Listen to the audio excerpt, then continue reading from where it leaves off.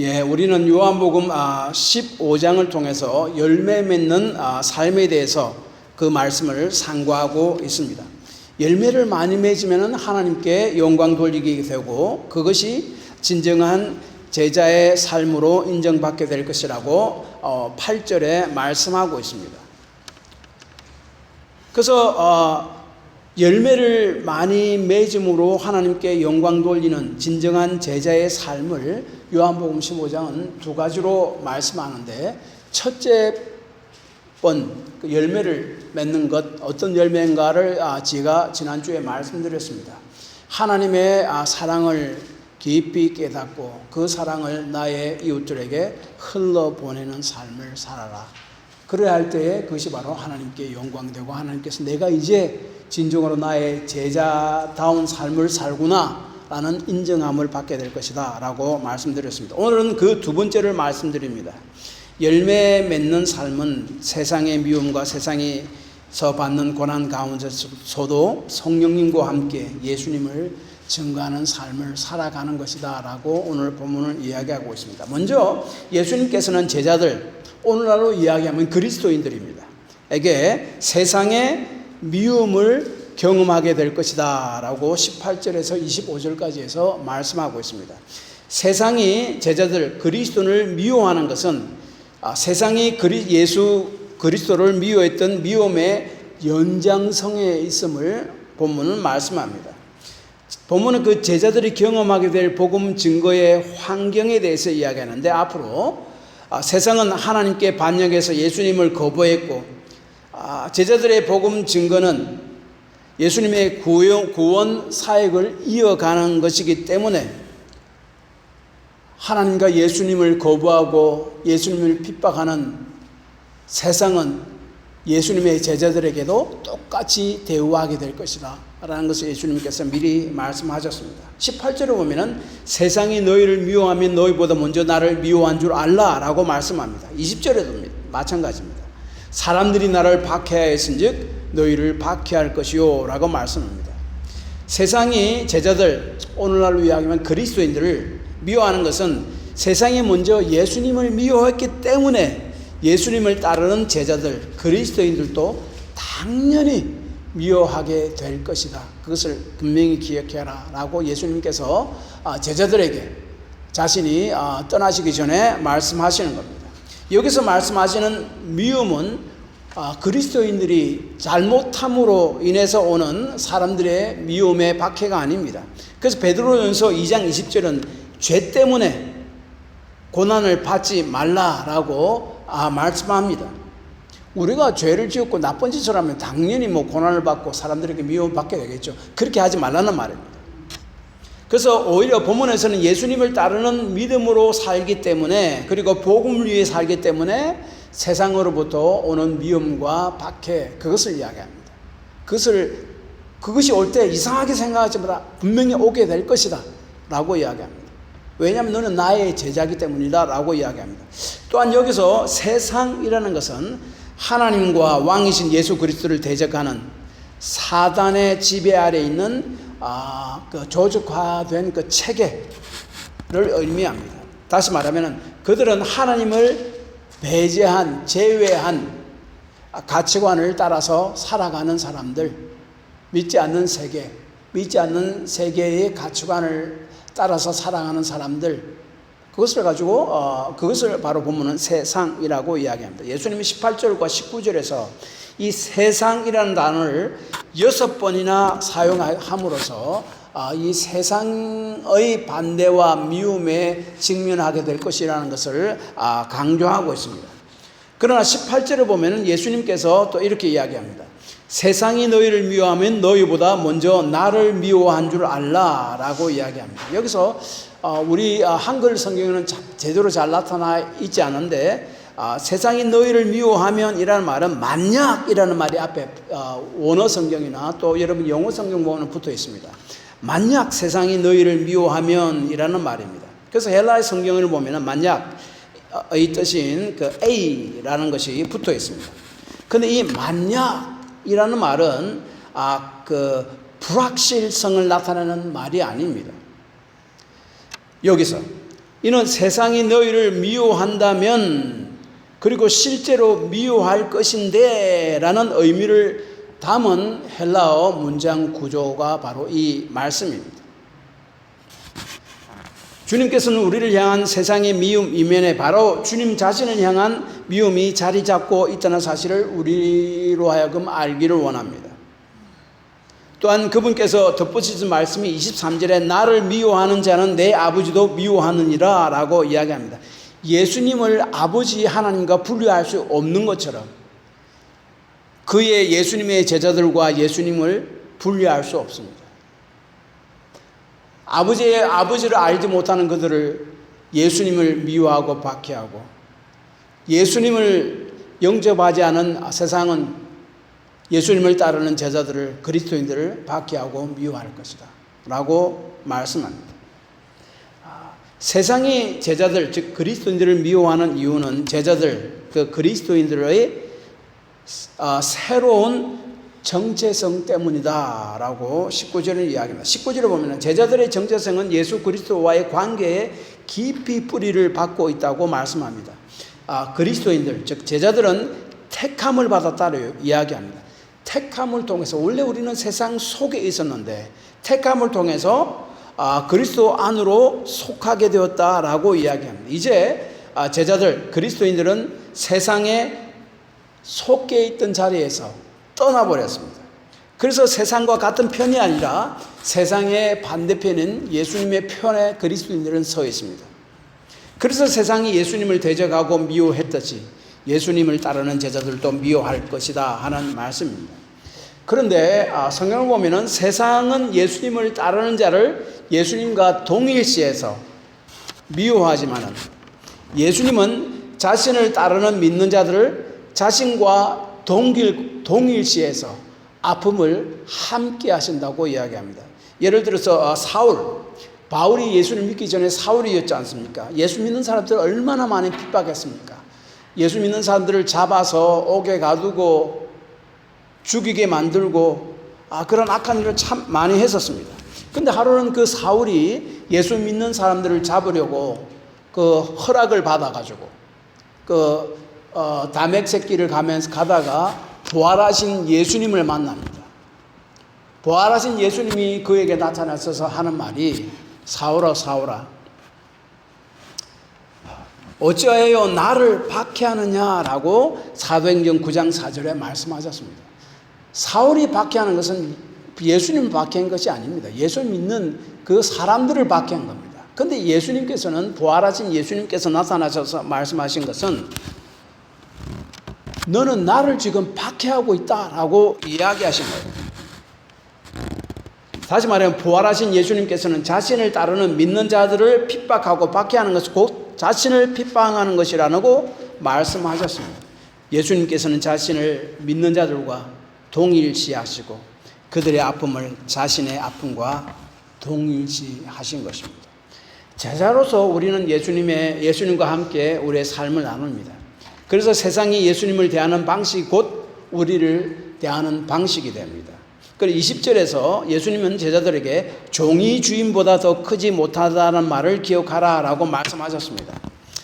이 말은 제자들의 정체성, 그리스도의 정체성은 예수 그리스도와의 관계에 깊이 뿌리박고 있기 때문에 세상은 제자들, 그리스도인들을 예수님과 동일시하고 그래서 제자들 역시 세상으로부터 예수님과 같은 대우를 받게 될 것이다 하는 것을 말씀합니다. 그래서 20절의 말씀은 제자들은 예수님과 동일하게 이 세상에서 이 세상이 주는 박해를 받을 준비가 되어 있어야 한다 하는 것이 바로 20절 말씀입니다.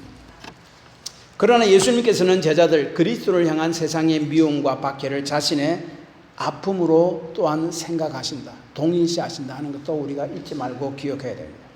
그런데 만약 그리스도인들이 이 세상에 환영을 받고만 산다면 그것은 사실은 그의 믿음에 조금 문제가 있습니다. 예수님이 말씀하신 것과 반대가 되잖아요. 그리스도인들은 이 세상에 살면서 무신경하거나 무례하거나 불쾌한 태도로 남의 기분을 상하게 해서는 되지 않습니다. 내 자신의 믿음을 다른 사람들이 이야기할 때 아주 무례하게 막 그렇게 이야기해서는 되지 않습니다. 우리는 지혜와 은혜와 믿지 않는 자들에 대한 세심한 배려를 가지고 예수님에 대해서 이야기하고 또한 처신을 해야 됩니다. 그렇지만은 만약 세상이 여러분을 아주 훌륭한 사람으로 여긴다면은 여러분이 그리스도를 위한 증인으로서 충분히 담대하게 행동하고 있는지 한번 자문해 보아야 할 것입니다. 그래서 D.A. 칼슨이라는 아주 유명한 신약학자인데 그분은 세상에 속한 사람들은 스스로 진보적이고 다양한 견해를 포용하는 아주 열린 마음을 가진 사람이라고 자처하지만은 기독교의 절대적 진리 문제에 있어서는 전혀 관용적이 않다는 것을 다음과 같이 이야기합니다. 그들은 다양한 의견이나 생활 방식, 심지어 어리석은 관행을 마주할 때면 관용과 너그러움, 선함을 보여줍니다. 하지만 어떤 기독교는 배타적이라거나 예수님께서 주장하셨지 예수만 믿어야만 구원받는 아주 배타적이잖아요. 안 그러나 하나님의 성품에 근거한 도덕적 절대 기준이 존재한다거나 성경이 그렇게 가르칩니다. 그러나 세상은 절대 기준이 없다라고 이야기합니다. 상대적이라고 이야기합니다. 혹은 얻어야 할 천국뿐만 아니라 피해야 할 지옥도 존재한다고 주장하면은 천국이 있고 지옥이 있다라고 이야기하면은 사람들은 그 가련하고 어리석은 자를 맹비난하기 위해 가장 격한 언사를 쏟아냅니다. 세상은 미워합니다. 세상에 속한 사람들을 믿지 않는 사람들을 자신의 생각이나 표현, 문화 등을 다 이해하고 받아들이는 그런 마음이 넓은 사람이라고 스스로 자청하고 그런 태도를 취하는 것 같지만은 그리스도인들이 자신의 생각과 이해에 반하는 성경적 주장을 한다면은 그리스도인을 미워하고 비난하고 배척할 것이다 하는 말입니다. 실제로 그렇습니다. 세상에 믿지 않는 자들은요, 여러분이 예수님만이 하나님께로 가는 유일한 길이다라고 말하기 전까지는 여러분을 향해서 관용적인 태도를 보일 것입니다. 하지만 여러분이 그 말을 하는 순간 여러분을 편협한 사람이라고 아주 비난할 것입니다. 오직 믿음으로만 천국 갈 수 있고 죽은 후에는 천국과 지옥이 존재한다라는 성경 말씀을 이야기하면은 그 사람들은 당신은 아주 배타적인 교리를 믿고 있다고 비웃을 것입니다. 하나님께는 절대적인 도덕적 기준이 있으며 그것이 바로 성경이고 그 기준에 비추을 때 우리의 문화의 기준은 잘못되었다라고 분명히 밝히기 전까지는 여러분을 다 환영하고 여러분과 잘 지낼 것입니다. 그러나 그렇게 이야기하는 순간 그들은 여러분을 독선적이고 남을 판단하는 사람이라고 비판할 것입니다. 에릭이라는 한국 가수이자 가수 겸 배우인 사람이 있습니다. 그분이 수년 전에 이 사람은 크리스찬입니다. 성경 이야기를 자신의 트위터, 오늘날에는 지금 X로 바뀌었죠.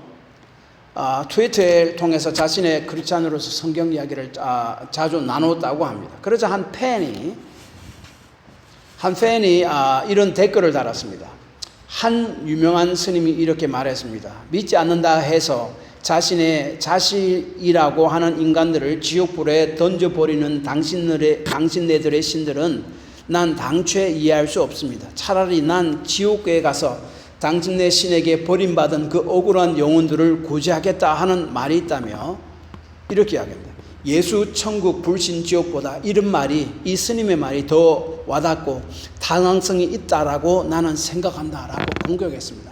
그것 때문에 이 에릭은 또 그 스님도 사실은 마음속으로 죄를 짓고 많은 죄를 짓지 않느냐, 그러면서 누구를 구원한단 말이냐, 이런 이야기를 해가지고 막 불을 지펴서 엄청난 많은 논란이 일어난 적이 있습니다. 공경을 합니다. 우리가 바른 신앙의 진리를 이야기하면 직장 동료들과 같이 잘 지내고 그렇게 함으로 직장 생활을 쉽게 하기 위해서 주일 예배를 포기하고 직장 동료들과 함께 야외에 가서 주말을 즐기고 그들과 함께하는 것을 선택한다면 그들은 여러분을 자신과 같은 동료로 받아들일 것입니다. 하지만 여러분이 그리스도를 위한 증인으로서의 사명을 그렇게 한다면 잊어버릴 것입니다. 그러나 하나님을 예배하기 위해 주일 그들과 함께 교제하지 않는 것을 택한다면 당신은, 여러분은 아마도 직장에서 따돌림과 직장 생활에 어려움을 겪게 될 수도 있습니다. 저는 이런 사람을 제가 목회하면서 직접 경험했습니다. 그가 제게 이렇게 이야기했습니다. 믿음도 중요하고 교회 다니는 것도 중요하지만은 미국에서 잘 적응하고 성경적인 직장 생활을 위해서 직장 동료들과 잘 지내는 것도, 직장 동료들과의 관계도 제 자신에게는 아주 중요하다라고 이야기했습니다. 그러면서 당당히 주일에 믿지 않는 동료들과 함께 어울려 다니는 것을 택한 사람을 저는 보았습니다. 그래서 그리스도인은요, 하나님 없이 살아가는 이 세상 사람들의 환영을 받고 살아가려고 한다면 그들의 믿음에 조금 문제가 있다고 우리가 생각할 수 있습니다. 그리고 제자들, 그리스도인들이 이 세상에서 미움을 받고 있을 때에도 하나님께서는 당신의 말씀을 이루고 계시며 당신의 뜻대로 이 세상을 주관해 나가고 계신다는 사실을 우리를 기억해야 됩니다. 하나님 우리를 버리고 내팽개친 것이 아니란 말이에요. 당신의 계획과 뜻대로, 예정대로, 계획대로 이 세상을, 당신의 삶과 우리의 삶을 주관해 나가신다는 것을 기억해야 됩니다. 그것을 25절에 예수님께서 이렇게 이야기합니다. 예수님께서는 자신과 자신의 아버지에 대한 세상의 미움에 대해서 말씀하는 말씀인데, 25절에 이는 그들의 율법에 기록된 바 그들이 이유 없이 나를 미워하였다 한 말을 응하게 하려 함이라. 세상이 하나님을 미워하고 예수님을 미워하고 박해하고 하는 것들은 이미 구약 성경에 말씀한 것인데 그것이 바로 이루어진 것이다 라고 이야기합니다. 이 말씀은 시편 69편 4절과 시편 35편 19절을 인용해서 한 말입니다. 믿지 않는 사람들이 예수님을 대적하고 분노해서 또한 그를 믿는 자들을 미워하고 박해할 것이지만은 도리어 그들 자신도 모르는 사이에 하나님의 말씀을 성취하고 있다 하는 것을 말씀합니다. 하나님은 주권자이십니다. 그 누구도 그분의 뜻, 계획들 좌절시킬 수 없습니다. 그러므로 세상에서는 미움과 박해를 받을 때 이는 마치 세상이 그리스도인을, 하나님을, 예수님을 이기는 것 같이 보일지라도 불안해하지 말고 조바심을 갖고 살지 말라는 말씀입니다. 하나님께서는 여전히 모든 것을 주관하고 계시며 궁극적으로 여러분을 해친 모든 세상을 심판하시고, 24절, 여전히 하나님께서는 당신의 이름을 위해 미움과 박해를 받는 당신의 백성을 정당하다고 인정해 주시기 때문이다 라는 것이 바로 25절 말씀입니다. 그렇기 때문에 제자들, 그리스도인들이 이 세상에서 예수님과 복음으로 인해서 미움과 박해를 받을 때 무엇을 해야 하는가? 그럼에도 불구하고 믿는 자는 성령님과 함께 예수 그리스도의 복음의 증인으로서 일을 신실히 감당해 나가야 한다 하는 것이 바로 26절, 27절 말씀입니다. 27절을 보면은 보혜사 성령께서 예수님에 대해서 증거하실 것이기 때문이다 라고 이야기합니다. 26절, 내가 아버지께로부터 너희에게 보낼 보혜사 곧 아버지께로부터 나오시는 진리의 성령이 오실 때에 그가 나를 증언하실 것이요. 이 말씀은 성령께서 우리 믿는 자들을 통해서 일할 것이다 하는 말도 되지만 우선적으로는 성령께서 직접 예수님의 복음을 증거하게 될 것이다 하는 말씀입니다. 성령께서 복음 증거의 주도자가 될 것이라는 말입니다. 이 말씀의 핵심은 예수님께서 하늘로 올라가십니다. 제자들을 떠나가십니다. 그 이후에 성령께서 예수 그리스도에 대한 증언을 계속 하실 것이고 구원을 얻는 복음에 대한 증언을 계속 하실 것이다 하는 말입니다. 어떻게 그렇게 합니까? 영감을 주신 하나님의 말씀을 통해 또한 성도들을 통해서 그렇게 하실 것입니다. 그래서 우리가 복음을 증거하면서 반대에 직면했을 때에 우리는 성령께서 먼저 일하고 계신다는 사실을 기억해야 됩니다. 성령께서 떠나시고 아무 일하시지 않는 것은 아닙니다. 그래서 26절에 성령의 증거를 먼저 언급하고 그 다음에 27절에서 우리들의 믿는 자들의 증거를 그 다음에 언급한 이유입니다.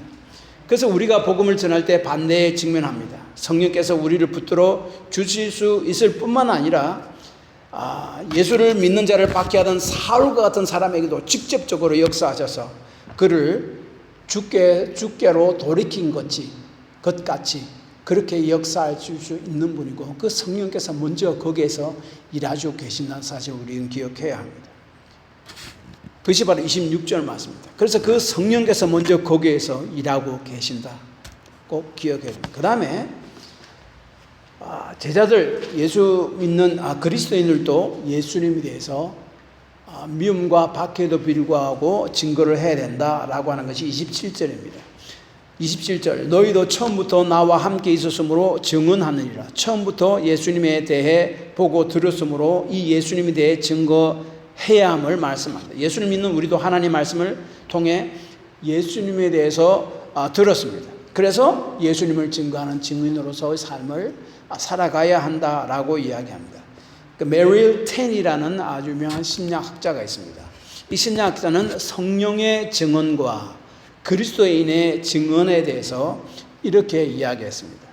성령의 증언이 없다면 제자들의 증언은 힘을 잃을 것이며 성령의 역사하심이 없으니까. 제자들의 증언이 없다면 성령께서 당신의 뜻을 표현할 수단에 제약을 받으실 것입니다. 우리는 그저 안주하며 성령께서 우리와 별대로 홀로 일하실 것이라고 생각하며 가만히 손 놓고 있어야 되지는 않습니다. 성령께서 기회를 주실 때 우리는 그리스도에 대한 진리를 말로서 증언해야 됩니다. 그곳에 성령께서 이미 증언하고 계신다 하는 것을 기억해야 됩니다. 몇 년 전에 돌아가신 신정책 할아버지라는 분이 계셨습니다. 우리 교회가 이곳에 온 첫 주부터 나왔는데 저희 교회에 그 위에 8년 동안 다녔습니다. 물론 매주 교회에 나온 것은 아닙니다. 나오다가 나오지 않다가 이런 분입니다. 그런데 그분이 여기에 노인 아파트에 혼자 사시기 때문에 저는 매주마다 한 번씩 방문해서 또 할아버지가 어떤가 또 안부도 보고 또 기도해주고 왔습니다. 근데 제가 그 방문해서 교회는 왔지만 그분이 예수를 믿지 않는다는 것을 제가 알았습니다. 그래서 그 할아버지 댁에 방문해서 제가 예수님에 대해서 이야기하려고 예수님에 대해서 이야기하려고 하나님 말씀에 대해서 이야기를 하려고 하면은 그 소파에 앉아있다 갑자기 탁 일어섭니다. 일어서서 저 옆에 가가지고 신문 있는 곳에 가서 신문을 떡 들고 그곳에 앉아서 신문을 읽고 있습니다. 하나님 말씀 듣기 싫다는 거예요. 계속 그렇게 했습니다. 거의 8년 동안. 그리고 제가 저희가 뭐라는 이야기 하시는가 하면 그분이 한국에 계실 때 시골에 살았는데 시골에 조그만 교회가 있었대요. 그 교회에 그 목사님 계셨는데 그 목사님이 돈이 없어서 굶어 죽었다라고 이야기했습니다. 그 말이 뭔가 하면은 자신을 위해 일하는 목사까지도 책임져 주시지 않는 그 하나님을 믿을 필요가 뭐가 있느냐.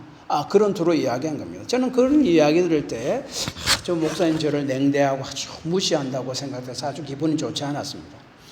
또 그러면서 그 할아버지 댁에 가면 항상 자신의 삶에 대한 불평을 막 엄청나게 늘어놓습니다. 내가 목사인데 하나님 말씀을 전혀 들으려고 하지도 않고 거부하고 없는 이야기를 한다면 내가 계속 그 할아버지 댁에 일주일에 한 번씩 가서 방문할 필요가 있는가 하는 그런 생각까지 들었습니다. 그런데 그 8년째 되는 한 해입니다. 그때 하루는 제가 그 할아버지 댁에 방문했는데 그 할아버지가 저에게 뭐라고 묻는가 하면은 종말에 대해서 이야기 좀 해줄 수 있네요. 옛날에 교회 갔을 때 제가 종말에 대해서 설교를 했고 그다음에 자신의 집에 왔을 때도 제가 종말에 대해서 이야기를 했는데 자신은 그 종말에 대해서 좀 더 알고 싶다는 거예요. 왜냐하면 그 할아버지가 갈 때마다 저에게 내 혼자 지금 100살이 다 됐는데 이렇게 힘들게 살아서 뭐 하느냐, 내 빨리 죽어야 되겠다 그런 말을 항상 했거든요. 그 종말에 대해서 알고 싶다는 거예요. 그래서 제가 그때 직감적으로 성령께서 지금 이 할아버지의 마음을 여시는구나. 지금 바로 복음을 전가할 좋은 기회구나 라고 생각했습니다. 그래서 제가 그 할아버지께 복음에 대해서 이야기했어요.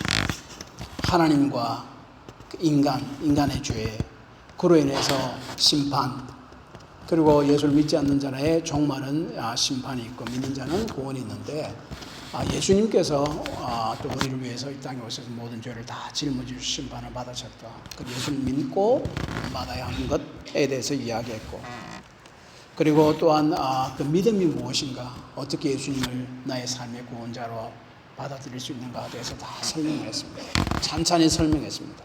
그러고 나서 할아버지에게 제가 물었습니다. 할아버지, 제가 할아버지에게 지금 이야기한 이야기를 다 이해하십니까? 하니까 너무 뜻밖에 이해한대요.